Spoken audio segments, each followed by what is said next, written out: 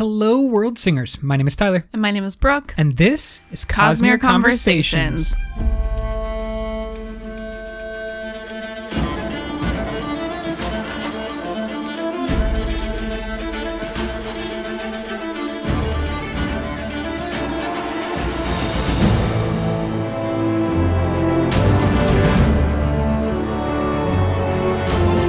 Here we are with our final installation of our Epigraph series from Rhythm of War.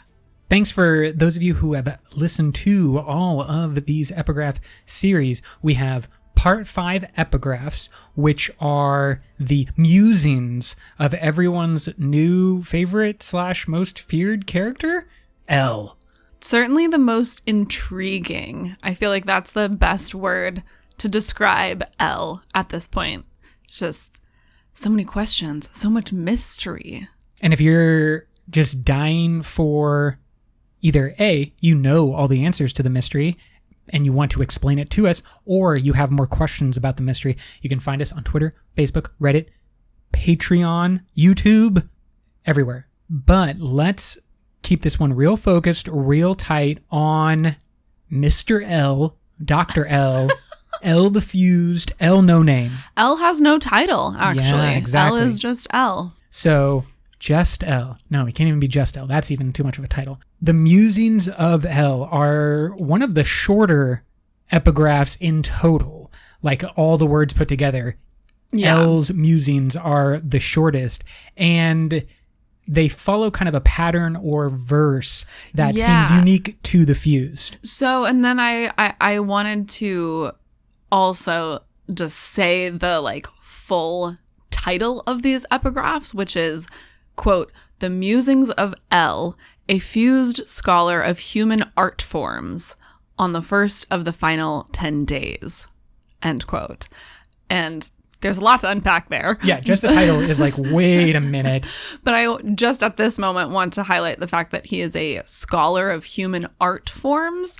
And I think that the way that this is written really is artistic and poetic and gives this whole other side to this character that is very interestingly juxtaposed with his scary creepiness.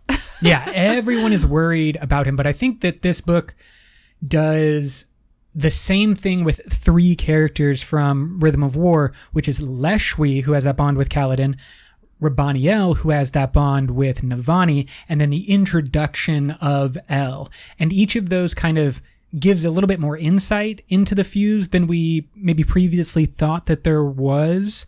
And so I see them as kind of importantly linked in this story. When Leshwi was first introduced, I was like, oh my gosh, we have to spend so much more time with Leshwi. Yeah, I mean, I think that Leshwi and Rabaniel are very interesting, and they're sort of foils for each other, and they are each examples of the Fused / singers being more complicated beings than both maybe the reader and the Alethi have previously thought of them as. To me, L is a complete outsider, a total variable. I don't really understand who he is. He's the only one that's been left behind, and he just seems to sort of exist outside of typical Fused culture, which makes him so interesting and why there's so much mystery. Because previously I would have thought that Fused culture being linked by Odium or led by Odium would be very unified and very kind of samesies all across the border. Because if you just think of them as a mindless horde of Odium, well, the mindless horde doesn't need to have a mind. It doesn't need to have any differences. But Leshwi and Rabaniel kind of prove that wrong, and then both of them have hesitancy or outright fear of L, and they kind of vocalize that oh, as you said, L is the outcast, L is the weird one in our society, to the point of having the title Vyre stripped away from him. And obviously Moash gets that title, but the role of titles is interesting. we have to assume that because this is called the Musings of El, a fused scholar of human art forms, that this is his own title for himself. Like his descriptions, his personal journal, personal diary or something. Yeah, that's interesting. That's a really interesting point, actually. Yeah, because the other fused would just refer to El as El, but he refers to himself as El, a fused scholar of the human art forms. Yeah. And then to set it on the first of the final 10 days is obviously in relation to the final pact that Dalinar and Odium make. Yeah, the days before the challenge. And so we are left to assume at the end of Rhythm of War that maybe the final book in this first part of the Stormlight Archive is going to happen in 10 days, or most of the book will happen in 10 days, and then there will be like a little bit of the afterwards. Or it will be the lead up of 10 days and then the final challenge. These are going to be a long 10 days. Exactly. A whole bunch is going to be packed into those 10 days. It's actually similar to the way that Brandon finished the Wheel of Time series. I know this is a completely separate thing. I don't want to go into Wheel of Time.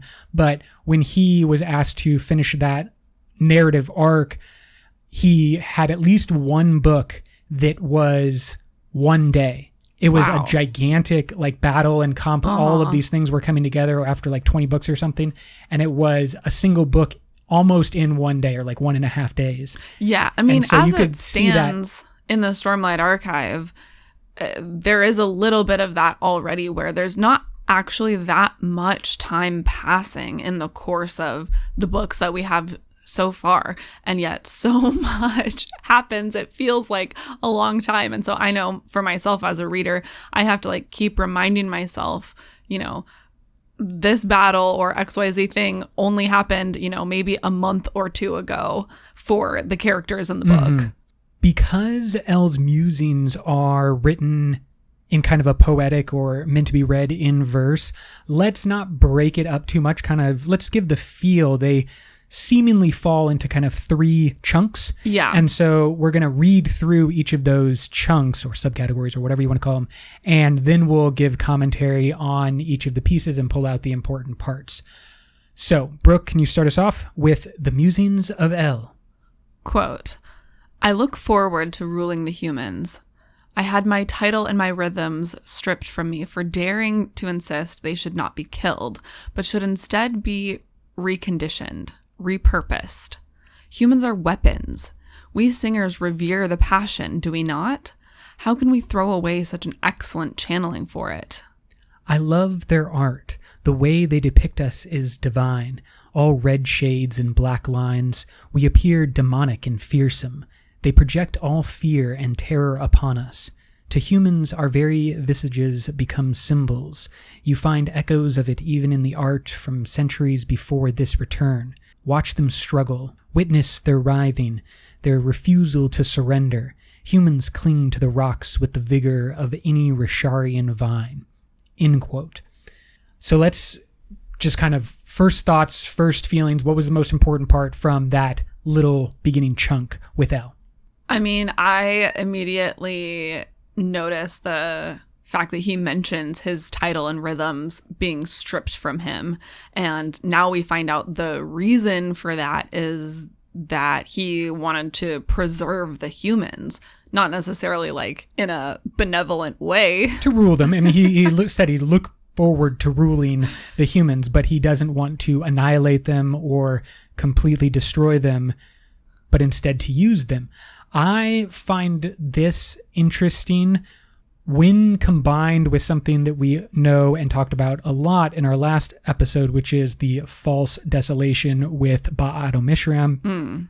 There's been some speculation that it was maybe El as the fused and Ba'at Mishram as this powerful entity and unmade that were actually kind of in cahoots leading the false desolation. And maybe it was El's vision of kind of not annihilating them that intrigued Ba'at Mishram enough to make this pact and kind of both achieve their own goals. As a fused, though, wouldn't El have been sealed on Braze at that time? Yes, I believe that by default, that is what we would understand, is that the fused are there. But then the concept of a false desolation, I think, brings up some queries and questions about, is that happening completely separate from any fused?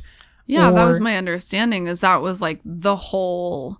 Yes, that point. Edo Mishram and the singers work together there without... couldn't be an actual desolation and the fused couldn't actually come back. The singers didn't have their forms.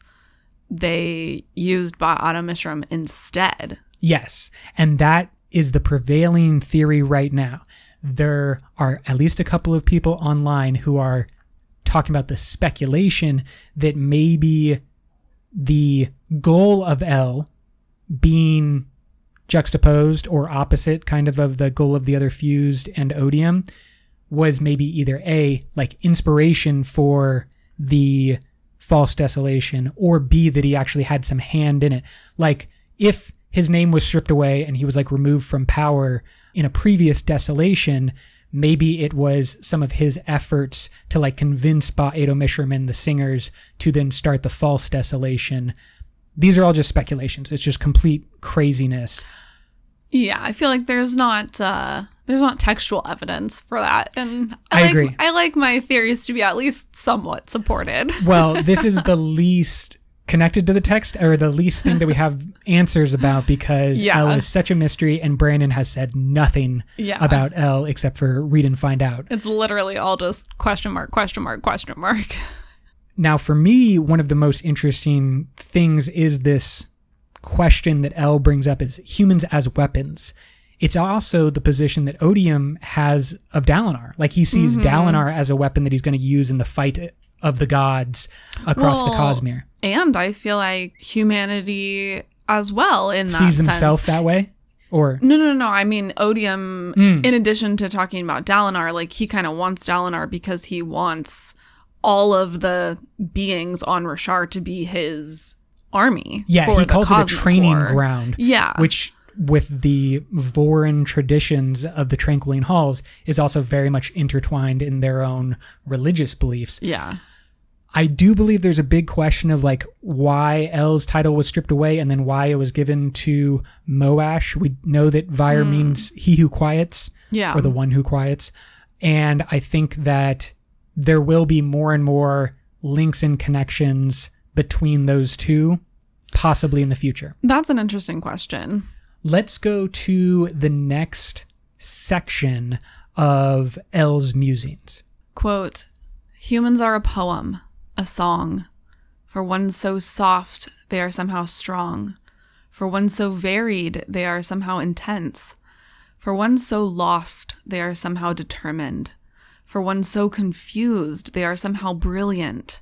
For one so tarnished, they are somehow bright, radiant." End quote.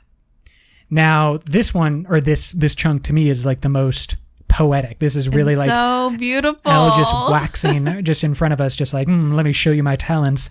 And I also feel like it's maybe partially inspired by the Phil Collins Tarzan song, which, oh my gosh. When I read the opening line of "for one so soft, they are somehow strong," that's all I hear. And that is either going to make sense to you or not at all. So we're just going to keep on rolling. Oh gosh. Clearly there's this dynamic and back and forth that El is setting up and playing with in this language. They are varied and intense. They are lost and determined. They are confused, brilliant. They are tarnished and bright, and then ending radiant. Yeah. And we know that that's the thing, the ability to form the radiant bond with the true Spren, that is so significant to the overall Stormlight archive. Why do the Spren bond with humans when the singers are the natives of Roshar? What happened in that relationship? How do those powers work and differ from the fused powers? It's all kind of wrapped up in that one word, radiant. I would also point to the fact that he calls humans a song, and we spend so much of this book with song and rhythm being so integral to Roshar as a planet and to all of the powers and light that exist there. So just kind of an interesting connection there. Another one of those things that really ties humanity to Roshar, you know, and Navani and Rabaniel talk about this a lot, where Rabaniel kind of indicates that, you know, the singers are the true people of Roshar and humans are these interlopers. And, you know, Navani jumps back and says, maybe my ancestors, but I was born here. Yeah. Like, I'm Rosharan just as much as you are. I was born here. I am of this planet. I too am of the rhythms.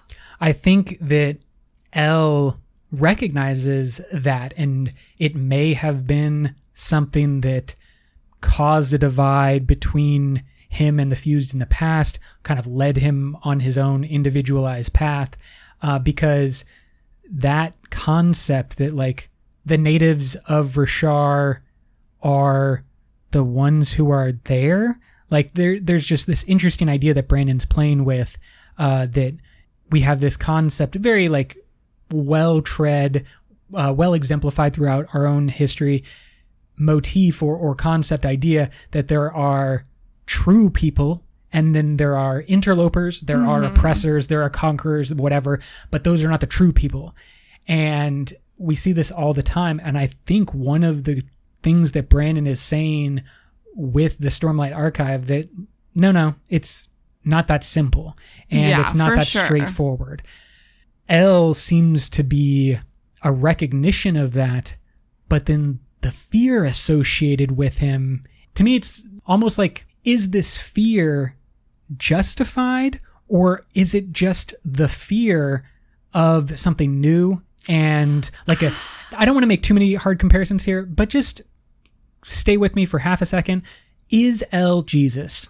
Is El something that society is terrified of, is afraid of, because it represents change, it represents a contradictory mindset or idea? I see where you're getting that. Half the people are yelling at me. If you're driving, please be safe as you're listening to this. Don't get road rage because of my suggestion. Also, like, no disrespect to religion or anything. I think that it is easy and desirable to be able to like look at this poem and just think, well, the person who wrote this obviously, you know, really admires humanity and, you know, is maybe trying to be nice to them. But I think that this is more like a scientist looking through a microscope at an organism that is, you know, a little bit gross and weird, but also like kind of cool. Yeah.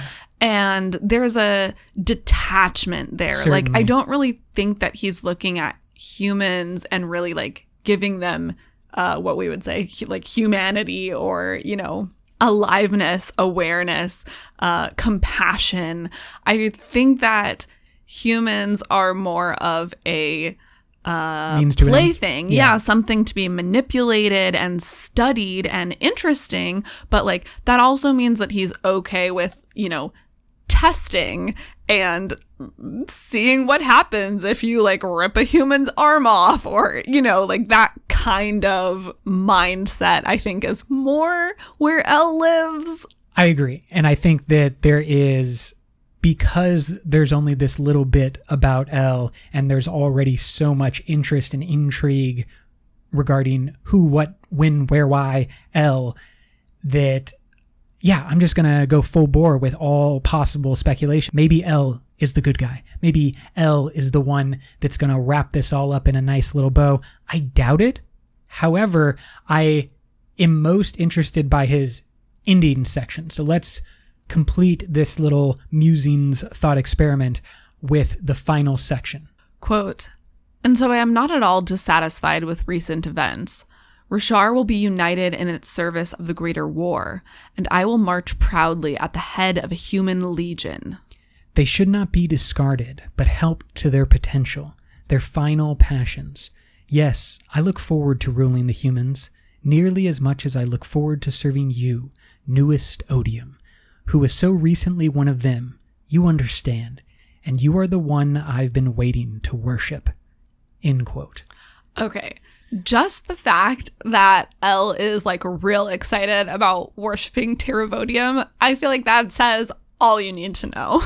It undercuts my little Elle is Jesus idea. But I also... Bad person. I like the idea that Elle was watching and kind of waiting for a change in power, a way to move away from Rasa Odium, or was comfortable. I like outcasts, I guess, in a way. And you and the rest of America, always about the underdog.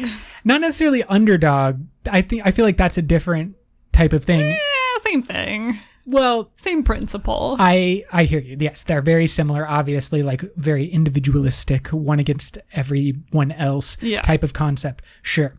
But specifically, I just get like a kind of Hoyd vibes from Elle in a way where he's like sitting back and waiting for his opportunity to push the boulder, and maybe he tried it in the past and it didn't work out, obviously got his title stripped away, but has just been kind of like sitting there waiting for the moment to strike. I do think that this begs an interesting question, which is Elle going to be sort of re-elevated? Elevated. Best joke. Because he and Taravangian are more aligned than perhaps he and Rasa were? There's no real telling what Taravangian, Terravodium is going to do in the future, except we know that Terravodium says that he now not limited by his frail human body. Yeah, I mean, we're going to do a whole episode about this. There's a next one, guys. Next episode. So we'll talk more.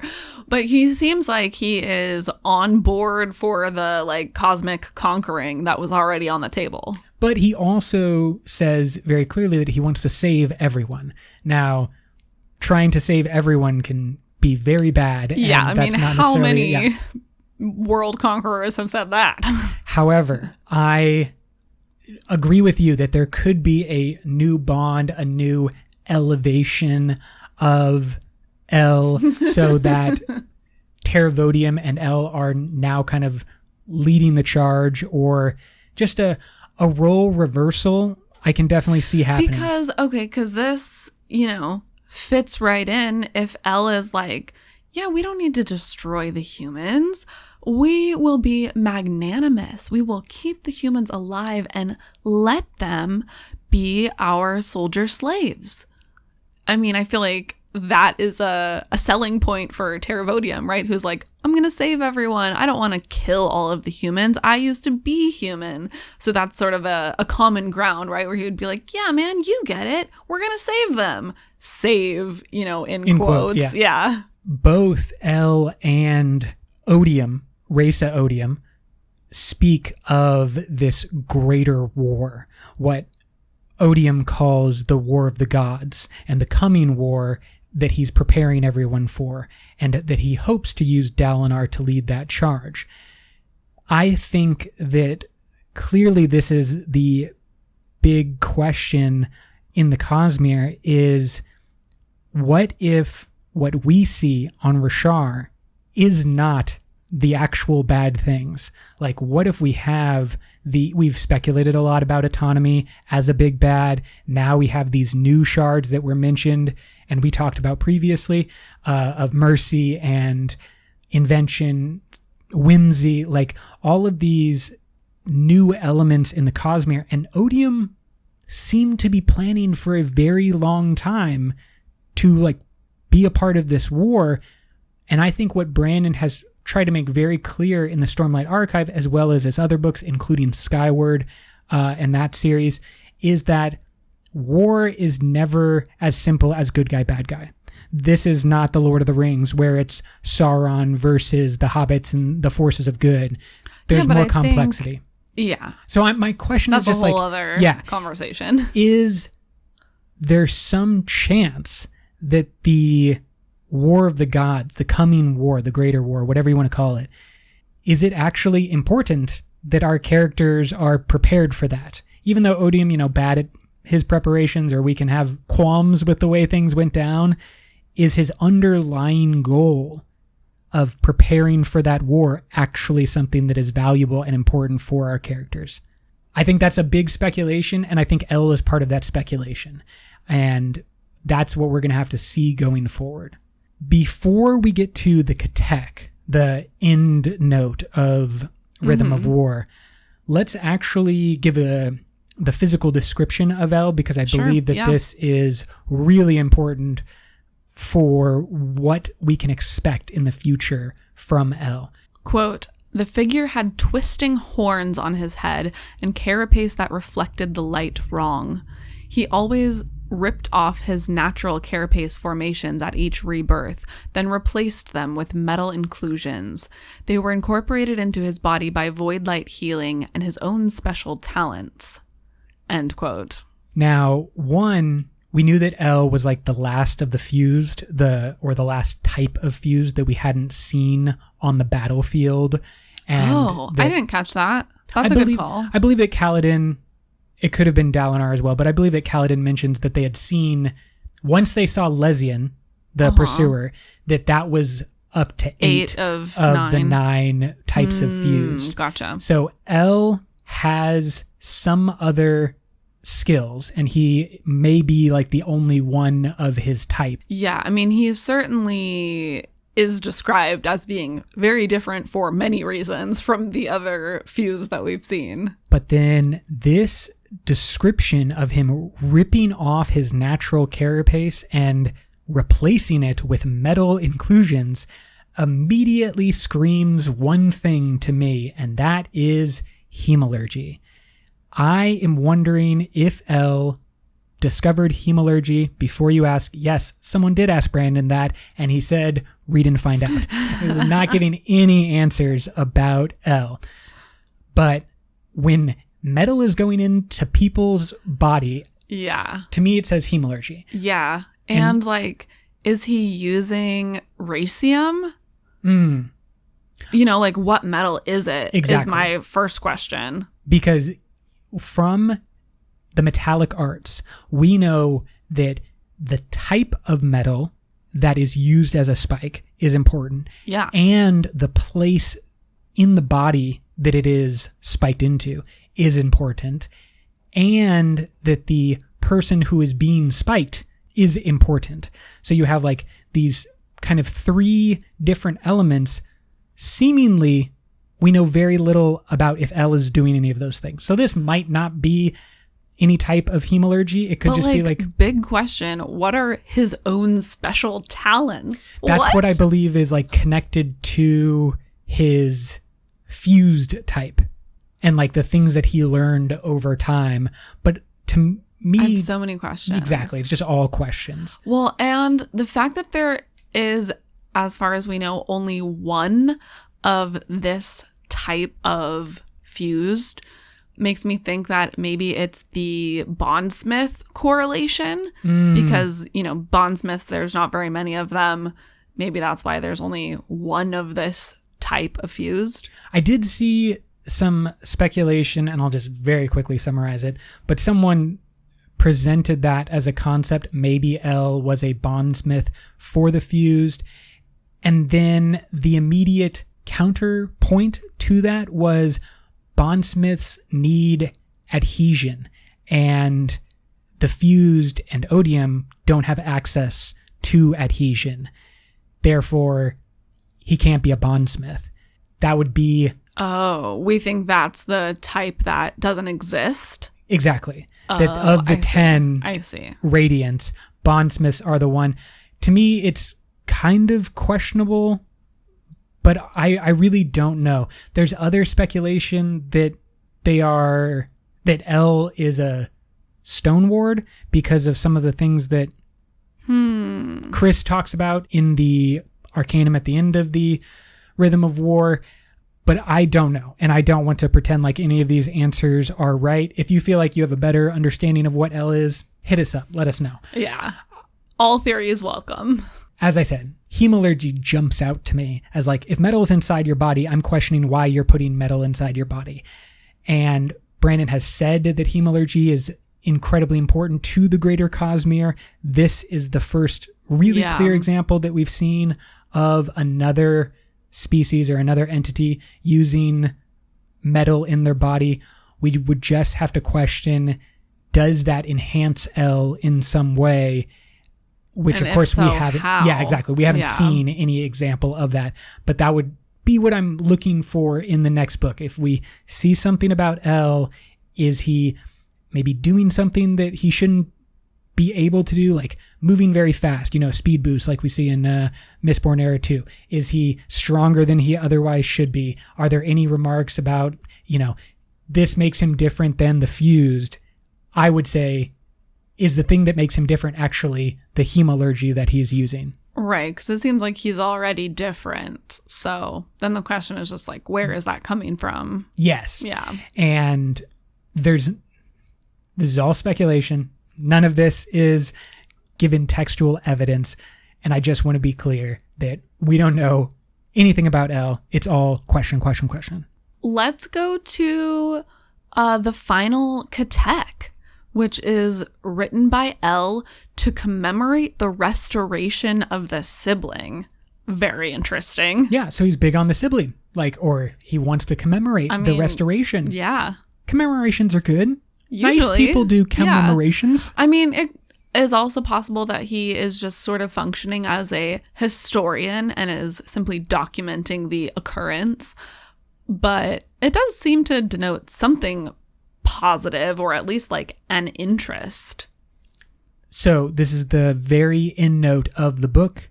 Short Katek, quote, burdens, our calling, songs of home, a knowledge, knowing a home of songs, called our burden, end quote. Now, I always find Katek's beautiful, but Brandon is doing something like beyond compare, beyond description. It blows my mind. This is actually a Katek within a Katek, which is within a Katek. I will briefly explain. This poem, this one Katek here that we get from L, also makes up the 5 parts of Rhythm of War.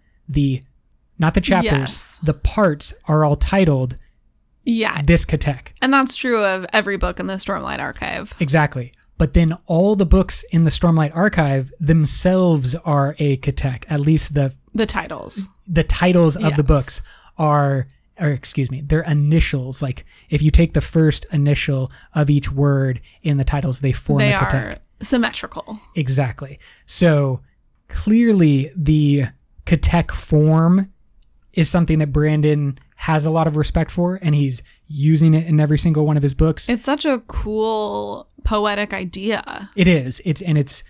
That's why it's so interesting to see it from a non-human, possibly villain character. Like, we're supposed to be worried about L. That's kind of clear from the text, is like he's set up as something that's scary. And to see this Katek be so important to Rhythm of War as a whole, I think that it's just a great glimpse of there's more going on with L than meets the eye. Yeah, and I think there was even a note that this particular structure of Katek is specific to the fused. I don't remember where I read that. Yeah, because the humans kind of always balance their Katek in the middle, and L in this one. Right, so that because there's always a visual component of written language on Rashar, at least the ones that we've seen in Alethi, where both in the women's script and in glyphs, right, there's some sort of like visual art aspect of the written language. And so that carries over to their poetry, where just seeing the poem written on the page is also sort of made to be symmetrical looking, so that the poem is balanced visually as well as linguistically. In this poem written by L, he has intentionally made it more of like a stair step so that the final line is the longest, and that is intentional. He's sort of taken this, possibly, my theory is that he's taken this human art form and he is sort of creating a singer version of it. Well, he's blending, just like we've seen in so many other aspects of Rhythm of War. Absolutely. And that blending is the most powerful thing, maybe? I don't know what Brandon's trying to say with this. We'll find out. Yeah, exactly.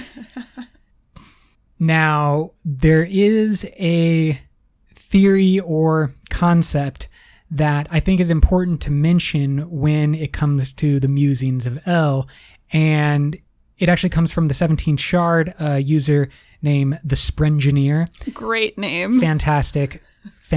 Love that. But they point out that history is written by the victors, and the other epigraphs that we have seen include excerpts from in-world books, letters written between characters, documents like on Navani's Fabrial lecture. Like, they're all things from in-world. Mm-hmm. It would be unusual if this was any different. So, I mean, obviously it's in-world. It's by El. Yes, but it's a document that El wrote down. Some type of journal, diary, whatever you want to call it. The Sprengineer basically said that the only reason we have this document is because someone collected it after the final 10 days. It would be unusual to see something happening like in real time, as if El wrote these words, musings, first of the 10 day, and then that appears right away as an epigraph.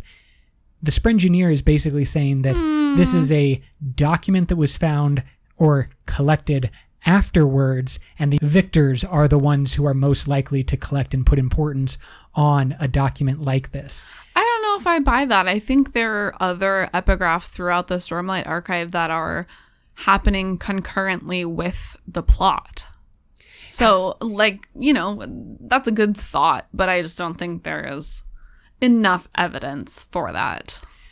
The kind of end result of the Sprengineer's musings on musings is that this is clearly a setup for the loss of our human characters, the loss of Dalinar, and the victory of the odium/fused/singers, and that the reason that it switches from, following Navani's work and following the Rhythm of War written by Navani and Rabaniel, it's a transition from humans, is where we start, to blended to only a singer, because that's the I like transition. That point. Yeah. No, I like that point that we kind of start with human-only epigraphs, and then we go to the Rhythm of War in-world book, which is both, and then we transition to singer-only. That's an excellent point about the beautiful construction of these bugs. And so I would be very worried if the first epigraph of whatever Stormlight 5 is named begins with El like or another fuse. Yeah, I would be like, oh no, Sprengineer was right. But I mean, keep that in mind. I think that it is totally possible that we start to transition to more singer and listener points of view as we go, because that has been the trend. Yes. Right? Is moving more towards that, and like a blending. Like R'Laine, for example. Right. Yeah. R'Laine and Venli and everyone else. And I think that it's really possible, too, that Dalinar loses. Obviously, it's either a win or a lose scenario. It doesn't seem like you're going to get out with either winning or losing. And so, of course, everyone is coming to Dalinar's defense preemptively. And they're like, Dalinar can't die. Brandon named his firstborn child after Dalinar. There's no way he kills the guy in the book. And then there's just a bunch of people like after that comment being, here's a lot of examples of authors having tragic heroes be, inspirations for their own in-world children. I mean, I really do think that like Dalinar kind of has to die. Although I feel like he still has so much work to do. Well, I don't know. We'll see. The question is, is Dalinar going to be his own champion, which sets up his death, but also would undercut the pact that was made with Odium, because the deal is that if Dalinar loses, he becomes Odium's champion for the greater war. Yeah. And so if Dalinar is then in the fight that determines that and he loses, then he's dead, and then he can't be. Therefore, there is a question of, can Dalinar even be the champion in this, or does he have to pick someone else? Clearly, that then introduces a lot of like, is it going to be Kaladin? Is it going to be Szeth? Is it going to be Adolin? Blah, blah, blah, blah, blah. I don't know. He could be a cognitive shadow, or like, you know, depending on the rules of the duels don't necessarily end when one person dies. Yeah, I suppose there's certainly... You can lose by points. You can lose by first drawn blood. Like, I feel like this would be a fight to the death, though. I don't think anyone's getting out of this one unscathed. But there is kind of a question. Obviously, we have seen characters, quote unquote, come back from the dead. Yeah. Like Szeth, taken their cognitive shadow, which Dalinar would definitely have if he died, could then be stapled back on his body by Odium. Wow. Bunch of scary thoughts there, because then you have a kind of unbound, unchained Dalinar who really could become a terrifying force across the Cosmere. Yeah. And, you know, potentially, like we see with Returned, his memories could be controlled to a certain extent, where it's like, what if we just wipe out all of that good progress that Dalinar made? Yeah, I mean, I don't think he would really be Dalinar anymore. Exactly. He would be like the version of Dalinar that's possessed by the thrill, but more, and infinity. Infinity thrill. We've just laid out some pretty scary and depressing things about the Stormlight Archive. Yeah, it's not happy musings. I feel like they're very beautiful, but the only thing that beauty really inspires is terror. There's just a lot of, this seems like it's going to go badly. And clearly... It's very ominous. Yes, that's a great way to summarize it. It's ominous. And that's where we're left with the end of Rhythm of War and the setup for the last book. Everything does feel ominous. Like, there are triumphant moments and huge moments of character growth in Rhythm of War. Obviously, we've talked about how Navani progressing and advancing so much as a character is wonderful, but mainly I just have like a pit in my stomach of, I think this has to go poorly on Rashar to set up the greater Cosmere intertwining and the different aspects there. So we only have, 3 years to wait to find out what happens. Oh, goodness. Let that pit in your stomach just sit there the entire time. Fester. Just kidding. You should do other things with your life and not just fester. Before we head out, do we have a Stormlight Archive Explained Badly? We do. I somehow did not get the author of this one, so if it's you, I apologize. Quote, "The Israeli-Palestinian conflict, but with crab people and superpowers." End quote. That's good. I like that. Accurate. Our next episode is going to be all about Terravodium. That's right. We're diving in finally to the one of the big climaxes of the book. So get ready for that. Let us know your speculation, your questions, your concerns, your intriguing ideas about Terravodium and the path forward for El, Dalinar, and all our characters. You can find us on Twitter, Facebook, Reddit, Patreon, YouTube. We are everywhere. Follow us, find us, join the conversation. Brooke, can you take us away? Until next time, life before death. Strength before weakness. Journey before destination.